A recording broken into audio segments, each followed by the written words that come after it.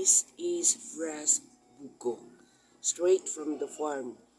One by one, the shells are opened, revealing clean white coconut meat inside.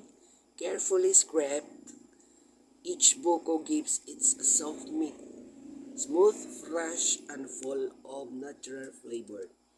The buko meat is placed into a large plastic container, slowly filling it up. 20 pieces of buko, all scraped by hand, gathered in one container. Nothing is wasted. The fresh buko water is also poured in, adding natural sweetness and aroma. Simple work, fresh harvest, and pure ingredients.